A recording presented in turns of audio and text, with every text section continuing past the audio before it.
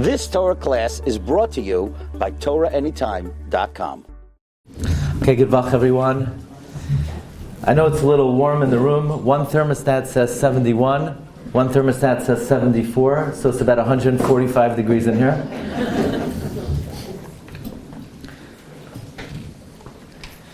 Whatever happens in the world is of great significance. Nothing is coincidental, and the timing of when events occur are also all Yad Hashem, are all divinely orchestrated. This Thursday, the president of Argentina declared it should be a day of national mourning because of the return of the bodies of the Biba's children. The family had some kind of citizenship in Argentina, and therefore he declared it should be a day of mourning for Argentina. So what does that mean for Klal Yisrael? If Jewish children, we were hoping somehow, some way they would still be alive, that they should be returned on Thursday. What's the significance that this happened on this particular day? Mishanichnas Adar marbin b'simcha. When the month of Adar enters, we increase our joy. When exactly does this begin? You know, many people don't like this recommendation that they have to be happy. A lot of people enjoy being grouchy. People find it easier to be sad and grouchy and grumpy. People don't like to be told you have to be happy. It makes them sad to be happy. They're happier being grouchy. So the good news is there's a very lenient opinion of when this is supposed to begin. Reb Chaim Kanievsky says, Mishanichnas Adar Marvin B'Simcha begins not on the first day of Rosh Chodesh Adar, on the second day. Because the first day is still Shemat. The second day is Adar. So don't worry, you still have until Shabbos to remain grouchy. You could still hold on just a little bit longer. However, the opinion of the Ben Ish Chai, the Ben Ish Chai writes, Mishanichnas Adar Marvin B'Simcha begins by the Moiled. By the Moiled. The Moiled is this Thursday. So you'll have to start being happy already Thursday. However, Rabbi Victor Nebenzal writes that Mishanichnas Adar Marvin B'Simcha already begins Shabbos Mevarchin Adar, which already began today. So already starting today, we have to increase our joy. So that means that this Shabbos begins a new chapter of the year. This Shabbos begins a new era of the year. Beginning today, we have to increase our joy. That means whatever happened until now, that was from the past chapter of the year. That was part of Mishanichnas Av Mematin B'Simcha, and we diminish until Thursday. Erev Shabbos already is in preparation for Shabbos. So Rebbeinu Shalom said, look, there's this bad Besura, there's bad news, but that's part of last year. That's part of before Mishanichnas Adar Marvin B'Simcha. The Rebbeinu Shalom wanted to make sure that, Rashi says, Mishanichnas Adar Marvin B'Simcha. Why? Because these are miraculous days for the Jewish people. That begins starting today. Whatever news we heard Thursday, that was part of prior to Mishanichnas Adar Marvin B'Simcha. But starting today, Chazal tell us, let the good times roll. We anticipate, we yearn to see great miracles for the Jewish people. I would like to share with you a very important perspective of Megillas Esther. It's a perspective that is not commonly pointed out. And it's a type of hashgacha pratis that we see not only in the Megillah, but throughout world history. Okay, we're going to learn a little English today. We're going to start with a little bit of an English lesson. The final pasuk, or the final anything, is called ultimate. How do you say second to last in English?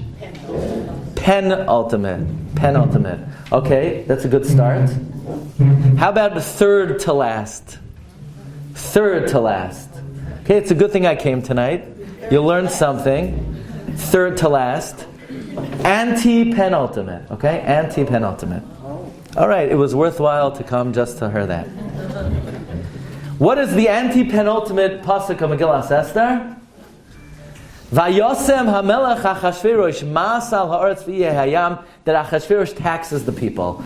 Of what relevance is it that Achashverosh taxes the people? Does this really need to be in the story of Purim? Does this really need to be included in the Megillah? Why do I care that Achashverosh taxed the people? I'm not even interested in the current tax program of the United States of America. I need to know the ancient program of taxes in Persia and Media. This is included in the Megillah. Doesn't the Megillah tell us that it's not a history book? If you want the rest of the story, you want the historical background, you want the palace intrigue, Haloi Hema Kesuvim B'Sefer Divrei Hayamim L'Malchei Madai Uparas. It's written in the Chronicles of Persia and Media, but whatever is included in the Megillah was included for one reason and one reason only, Persumei Nisa.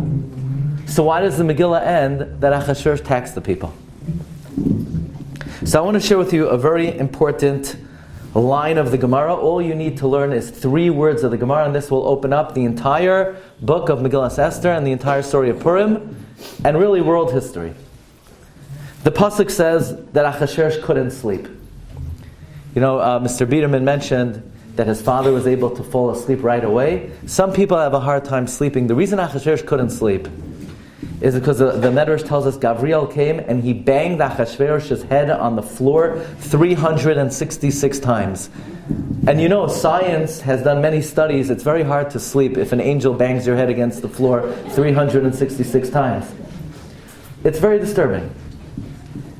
People need special sleep machines and pills to overcome that. It's hard to sleep.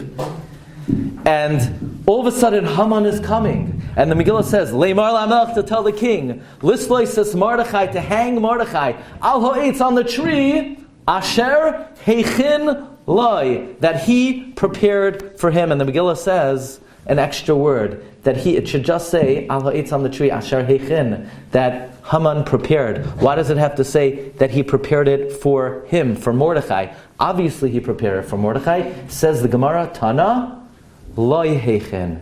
He prepared it for himself. He thought he was preparing it for Mordechai, but we all know he wasn't actually preparing it for Mordechai, he was preparing it for himself. This is not just an isolated incident that Haman's plan backfired upon him, but this is actually a paradigm of all the events of Megillas Esther, where the Rebbeinu Shalom hijacked and co-opted the plan of the Rasha and used it to fire back, right back at them. Let me give you just one example, because I'm pressed for time. They want me to go upstairs right after. Should I do the same thing? We'll see how this goes. We'll see if it's good, you know? Make sure they're not listening. Okay. There's a very interesting narrative in the very beginning of the story. Achashverosh has a problem with his wife. He calls her. He says, come, parade yourself, show yourself. Vatima'in ha-malka Vashti. Vashti refuses. So Achashverosh doesn't know what to do with his wife. I don't know if you know about ancient history, but when a queen didn't listen to the king, the answer was very quick in coming. The answer usually was, there was a chasana the next day. King Henry, King James, they had many, many wives. They went through wives like you go through, I don't know, Mishpacha magazine. You know how you read it? Achashverosh doesn't know what to do with Vashti, so what does he do? He calls the governors, the Congress of Persia and Media. Vayomer hamelch Achashverosh lachachamim yoidei ho'itim. Why in the world is he asking the advice of the Congress what to do with Vashti? He's a dictator. He's the king of the world. He needs to ask advice what to do with her? Why can't he do whatever he wants? Since when do ancient kings ask the advice of a governing body of what to do with his wife? If he has a trouble with his wife, let him speak to a therapist maybe. Why is he taking this to Congress? So the Megillah says, Kichein devar hamelech. Listen carefully to these words. Kichein devar hamelech. The law in Persia was that when an issue was relevant to the king and he had a personal bias, he couldn't call all the shots. He couldn't make a unilateral decision. He had to ask the advice of the governors. Kichein devar hamelech. That was the law, that when something was relevant to the king, he had to ask the advice of the governors. So let's fast forward to the end of the story.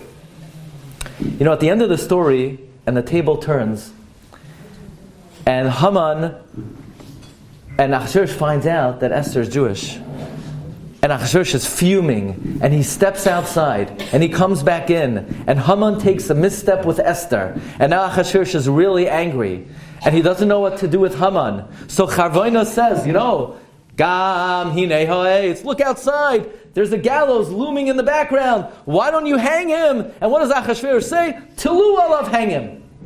What do you mean hang him? This is relevant to the king. Why doesn't he have to take the matter to the governors of Persia and Media? He couldn't make a unilateral decision in the beginning of the story. How's he able to make the decision now? Says the Vilna Gaon, that's because there's a man by the name of Memuchan. Vayohimer Memuchan lefnei hamelech v'hasarim layal hamelech levadoi of Savashti Hamalka. You know, Memuchan made a new law. Memuchan's law that he proposed was Yetzei Dvar Malchus Milafanav. From now on, you call all the shots. From now on, you make all the decisions. Stop bringing the case to the governors and to the Congress. From now on, you make all the decisions. Who passed that law? Memuchan. Who's Memuchan? Haman. Who gave Achashverosh the capacity to make a unilateral decision? Haman. Thank you, Haman. You brought about your own demise. Because at the end of the story, when Achashverosh is upset, and Charvona suggests that Achashverosh hang Haman, Achashverosh doesn't have to take the matter to the Congress. If it went to the Congress, then there would be a split vote, and until they decided what to do. But because Haman passed the law that Achashverosh makes all the decisions, now Achashverosh can knock off Haman on his own. So this is a perfect example of Al Ha'etz Asher Heichen Loi. Haman thinks he's setting the table to destroy Mordechai. He's setting the table to destroy himself. You know, there's a perfect example of this in the Chumash. I'm not available now. I'm in the middle of the drasha. I'll call back later, okay?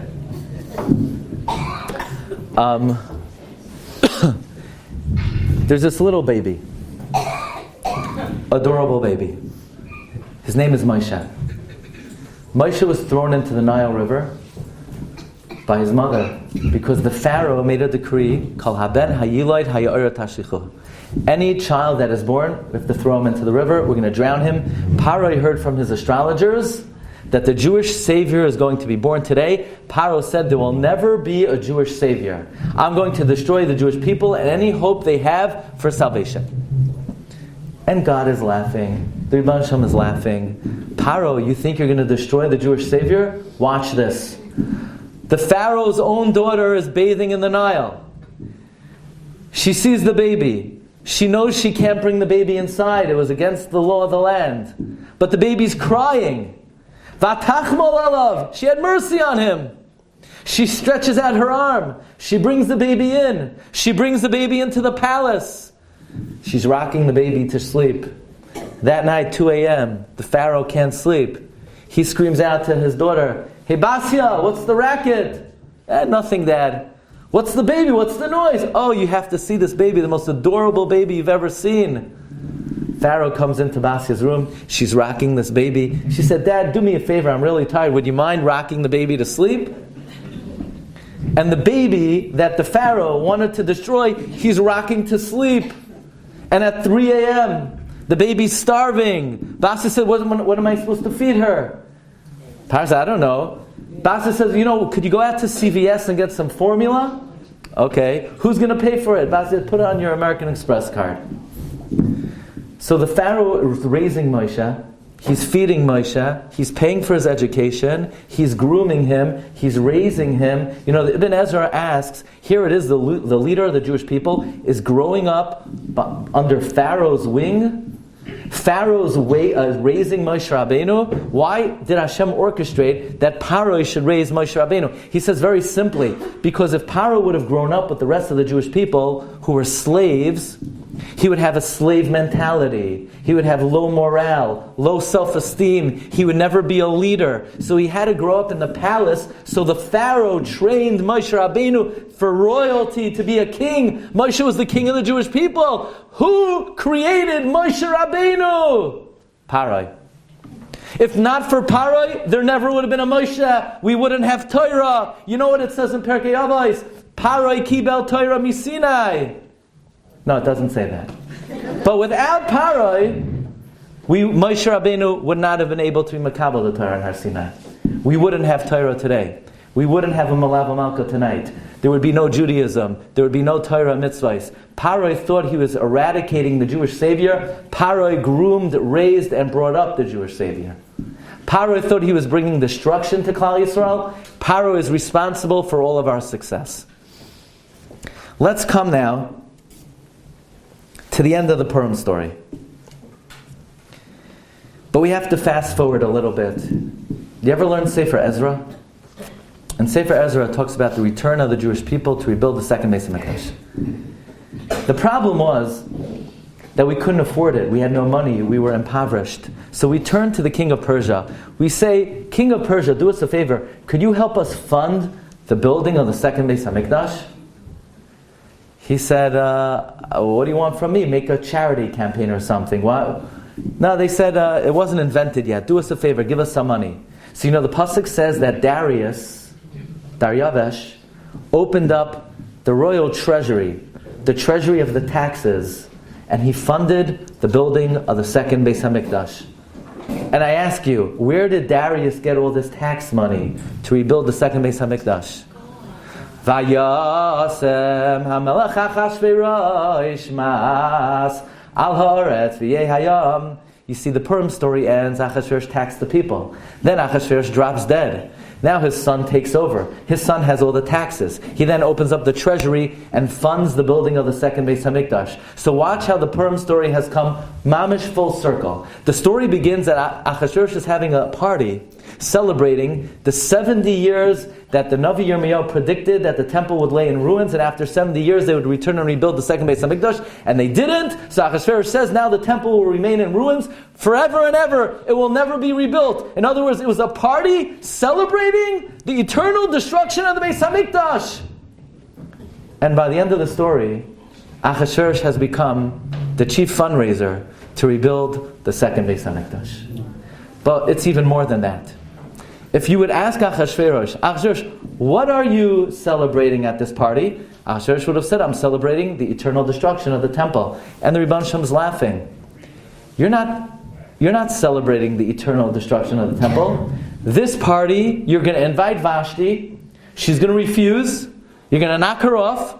You're going to marry Esther. You're going to have a kid, Darius.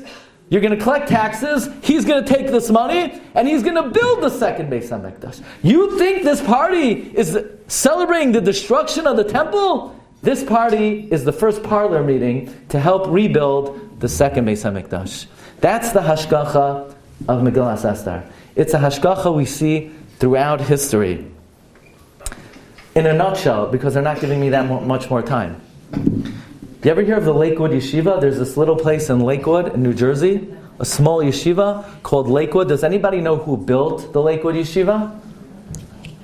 Rav Aaron Kuller. That's what they told you in seminary. So now let me tell you the real story. Okay? You know who really built the Lakewood Yeshiva?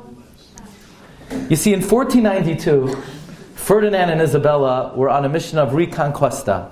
They were trying to conquer the entire Iberian Peninsula. Something I said? No, okay. They were trying to reconquer the second Beis HaMikdash. They're trying to reconquer the entire Iberian Peninsula.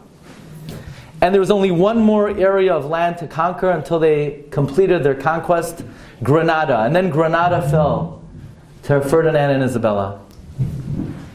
And they celebrated by decreeing the expulsion of Spanish Jewry. They said, never again will there be a haven for the Jewish people. The Jewish people will never have a homeland. They will never have soles. They will never again rebuild Torah. They will never again rebuild their religion. They scheduled the date of the expulsion for August 2nd, 1492, Thursday, Tisha B'Av. But we have a record of a cabin boy of Seville who is being banished on a boat. And he writes that as his boat was leaving the dock of Spain, he waved goodbye to 3 boats that were at the dock that would set sail the very next day. Those 3 boats were the Nina, the Pinta, the Santa Maria, that were funded by Ferdinand and Isabella. Because God laughs at them. He says, you think you're going to put an end to a haven for the Jewish people? Nah, Spain will be nothing compared to the land that you are going to fund its discovery. Ferdinand and Isabella paid for the discovery of the United States of America. So if you want to know who's responsible for Torah in America, we have Ferdinand and Isabella to thank. One more thing. I have to keep it brief. You ever hear of the Meir Yeshiva in Eretz Yisrael? What do they have? 8,000 Talmidim? Do you know who's responsible for the Meir Yeshiva? You know why there's Torah today in Eretz Yisrael? You know who the most brutal dictator in the last 200 years was? He killed 20 million of his own. Hitler almost paled in comparison to Stalin. You know that in 1948, when the Jews were fighting for their survival, they were losing the war?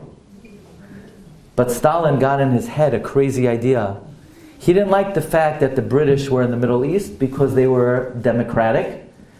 He knew the new Jewish state would be socialist. He figured if they're socialist, they'll probably be communist. Did you know that Stalin funded the War of Independence? That if not for Stalin, we would not have Torah in Eretz Yisrael today? So this is all part of the Hashgacha Pratis of HaKadosh Baruch Hu, where the Rebbeinu Shalom says, I'm not afraid of the Russia. You give me the biggest all-time Risha'im. You give me their plan. You give me Haman. You give me Ferdinand. You give me Stalin. I don't need to knock them off. I will use them as a puppet to bring about Hatzlacha and blessing and promotion of the Torah for Klal Yisrael. And in our very own time, what happened a year ago on October 7th, who could have ever imagined that a year later, through various chain reactions, Syria fell, Lebanon is on the demise, and Klal Yisrael and Eretz Yisrael in a certain sense is in a stronger position than they've been in 70 years, all as a result of what happened over a year ago. Be'ezus Hashem, we hope it continues, and the Rebbeinu Shalom should watch over all of Klal Yisrael, b'chol makom shehim. But the message of Megillas Esther is, we have no one to be afraid of. The Rebbeinu Shalom says, I'm not scared of the Russia, I'm not scared of their plan. Vayasem hamelech Achashverosh mas. By the end of the Purim story, Achashverosh himself has become the chief fundraiser to rebuild the second Beis HaMikdash. So we're all mispalel. We hope now that the month of Adar is upon us, we should all be zoichet to see Nisim, Lanu, Ulachal Yisrael, Yeshuas v'Nachamais, to all of you and all of your families, Besurais Toivais Bekaraiv, Abiyas Gal Tzedek, Mher v'Yaminu, Amen. Thank you. You've just experienced another Torah class brought to you by TorahAnytime.com.